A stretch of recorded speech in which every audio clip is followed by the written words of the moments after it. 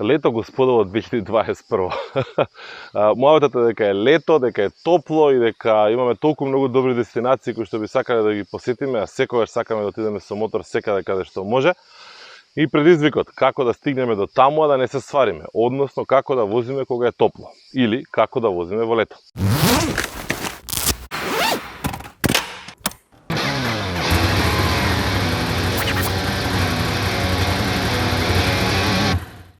Ова видео ќе се обидам групирани во две теми, да дадам неколку совети за тоа што може да направиме за да си помогнеме себе си полесно да се справиме со топлината. Иако рака на срце, најдобро начин да се справиш со топлина е всушност овде. Едноставно да прифатиш дека е лето и дека е топло и да го подготвиш твоето тело максимално за такво нешто. Но дојдеме поред. Реков дека ги групирав советите во две области. Темата број 1, односно делот број 1, а тоа е облека. Сега, контра на сите оние да речеме полуинтуитивни или интуитивни потези на тоа дека треба да се расоблечете, треба да бидете поголи, треба да имате помалку облека на себе.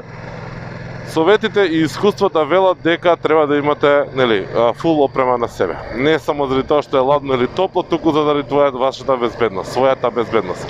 Безбедноста е далеку поважна од било што друго, дали нас ќе не биде топло или не, така да каква и да е опремата, што и да е опремата, зборуваме за always full gear on, односно комплетна опрема без никаков компромис.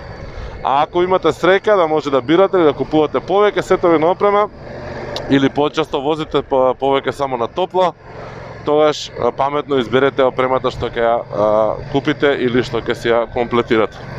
Генералните препораки вика дека нормално треба целото тело да биде покриено, затоа што поучени од оние кои што живеат во пустини и слично, во суштина гледаме дека температурата на телото најдобро се регулира кога е под помало надворешно влијание, односно кога е покриено цело и кожата не е изложена на директно сонце. Да спуштам вака, можеби ќе биде малце поразличен звукот, ама не ми одговара на мојавостите. Сега, значи опремата ако може би требало да биде breathable, односно да диши. Ако имате услови да си дозволите да ние Гортекс и слично слични материјали кои што дишат, а воедно и не пуштаат и ветер и вода и слично, тогаш тоа би било совршена комбинација. Но во спротивно, доколку имате на вашата јакна или панталони 2-3 леери, леер за топло, леер за дожд и слично, тргнете ги сите тие леери, нека ви остане само така наречена надворешната школка или outer shell, кој што во себе го содржи и делот со заштита, односно штитници.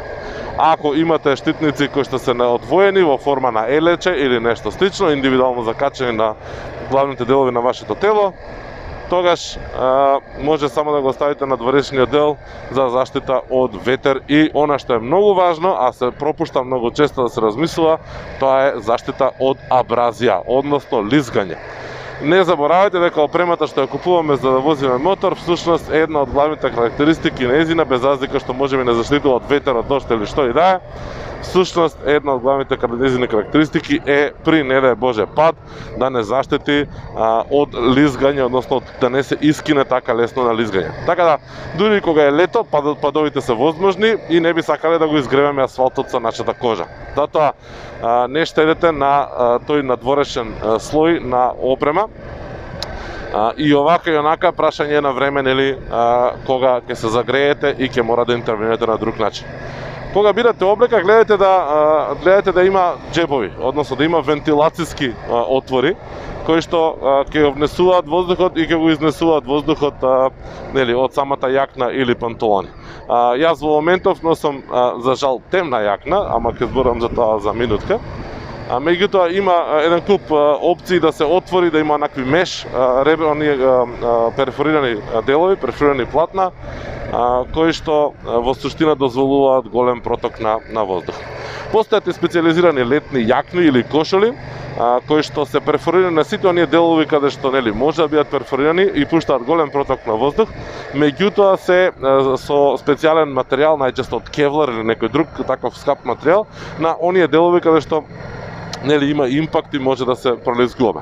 Ако имате услови, ако сте во фаза на избирање на опрема, разгледате некоја таква опција, секако ќе биде од корис. Ги има во форма на кошули, ги има во форма на елеци долни и така натаму, така да она што е важно е да не ги жртвувате оние делови каде што може да се пролезгувате и да бидат слаби, односно воопшто незаштитени. Кога видите опрема, ако таа треба да функционира на топло време, нормално нели треба да биде светла, односно што е можно посветла.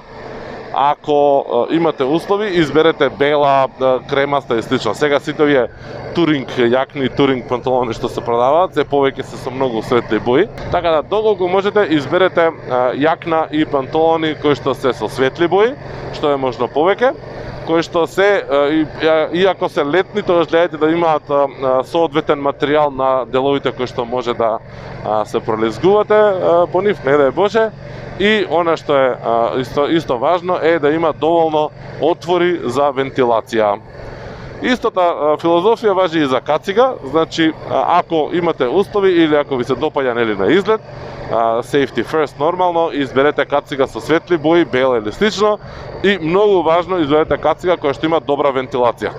Добар дел од поевтините кациги имаат квази вентилација, односно имаат некакви отвори кои што немаат издуви од позади, кои што не го изнесуваат воздухот. Имајте на ум дека оние каналите внатре во самата кацига помагаат да полесно се движи воздухот внатре и да ве разладува. Моето искуство со овие вентилацијски отвори е дека од време на време е добро да ги отворите, постоја телото се навикнува на тој провев и некако не ги приметувате дека ви се отворени. Па јас многу често во такви ситуации ќе ги отворам 5-10 минути, па ќе ги затворам, па после 10-15 минути па ќе ги отворам и така некако си играм за да го добијам тој момент. Она што е важно е дека ако имате перфорирана облека, која што знае да пропушти сончеви зраци нели на деловите на директно на кожата, може да ризикувате дури да добиете изгореници од сонце ако возите долго време на сонце. И она што е дополнително важно во таквата ситуација е дека ризикувате да многу полесно испарува течностите водата од вашето тело. И затоа се препорачува дури и на перфорирана јакна или на неперфорирана или меш ми е перфорирана, чисто за превод да знаете, на било кој тип на јакна да се носи облека одоздола. Значи облека која што има онаква термо функција. Сега може не моторџески, меѓутоа доста ние за вежбање, за трчање, за алпинизам и слично. Декатлон има еден куп такви материјали и мајици, блузи, да ги изберете кои што регулираат температура. Тие се со долги ракави најчесто, се светли или бели најчесто и се одлични затоа што ви помагаат да се задржи влагата, односно влажноста на вашето тело, на вашата кожа, кој што дополнително придонесува за порелаксирано возење и по-одморено возење. Дополнително помага во поглед на регулирање на температурата внатре во кацигата доколку визирот ви е затемнет. Односно, кога имате затемнет визир, количината на сончеви зраци кои што продира внатре ја затоплува кацигата не е толку голем. Спомнав и за бојата на кацигата, чисто само да напоменам дека бојата на кацигата не игра толку пресудна улога во загревањето на самата кацига, како што например тоа го има влијание бојата на јакната и на панталоните, затоа што постои голема дебелина на заштитна заштитен стиропор, заштитни делови, материјали различни други за комфор и слично, кои што го анулираат моментот на надворешната боја и надворешниот слој на кацигите. Вториот дел од советите се насочени кон хидратација, односно внесување доволно течности за држување на влагата, односно течностите во нашето тело. Топло е, се потиме и нели зборував претходно со облеката дека треба да го регулираме тоа колку што можеме повеќе, меѓутоа она што е многу важно е да внимаваме на внесување доволно течности. Ако приметиме дека сме жедни, тоа значи дека веќе сме закасниле со внесување на течности. Значи дека сме внеле премалку и дека организмот стигнал до таа фаза во која што побарал повеќе. Препораката е секогаш пред да се почне да се вози, да се испие поголема количина на течности, затоа што нема веднаш да ја испотите. Телото дел по дел ќе си ја користи таа количина и едноставно многу подобро ќе работи, многу посконцентрирани ќе бидете и нема да бидете омалаксани доколку телото континуирано има вода. Не се секирете, може да пиете и вода, може да пиете на ние енергетски или изо напитоци кои што ќе му дадат дополнително електролити, шекери и слично, кои што може и како да влијаат во подобрената циркулација и подобрената енергија. За да избегнете чести застанувања, за да се напиете вода и слично, можеби решение за вас ќе биде оние кемел бегови, односно како се тие кеси со вода кои што се носат на грб, па со цревце може многу лесно додека возите да и се напиете колку што сакате. Важно е, пак ќе повторам, да биде телото континуирано добро снабдено со вода, затоа што тоа ќе ви овозможи да уживате полесно без оглед на која температура всушност возите. И ни останува да спомним уште неколку кратки совети кои што не се повезани со овие две теми. А тоа се советите кои што вика, носите си со себе бермуди, носите си сандали или папучи или нешто полесно за облекување. И бидете сигурни дека во секоја ситуација кога ќе застанете, ќе имате шанса да се соблечете од моторџиската облека, значи од оваа тешка облека и да всушност го ослободите телото и да се олади. Направете пауза, соблечете се пред да почнете да возите, облечете се повторно. Најтешкиот момент е кога ќе застанете и кога ќе треба да тргнете повторно. Особено ако е многу топло, верувајте ми, првите 5-10 минути додека не почнете да се движите ќе бидат пекол. После тоа све се доаѓа на свое место. Ама полесно ќе тргнете и полесно ќе функционирате тој пола саат или саат пауза ако не ги носите на себе тешките јакни и панталони. Уште неколку кратки совети, проверувајте ги гумите, значи на топло знаат да реагираат различно, знаат да губат или да добиваат на притисок, проверувајте ги редовно, затоа што има големи промени на температурите во лето и дополнително, ако можете, планирате да патувате рано, сабајле и касно навечер.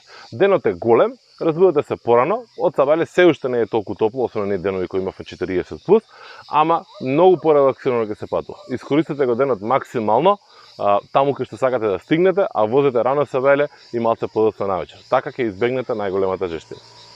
Рака на срце, јас не сум од оние кои што се потат премногу и кои што се жалат дека не може да функционираат на топло. Најотров момент мене на тема топло ми е кога ќе треба да се побине низ некој населено место, низ град или слично, додека влезеш, додека излезеш со полна опрема, односно кога не се движиш брзо. Кога веќе тргнуваш на пат и се движиш, за нијанса помалце предизвикува проблем топлото. И запамтете, безбедноста е број 1. Значи на прво место секогаш треба да се грижиме за безбедноста, а не за удобноста и не за тоа дали ни е топло или не е топло.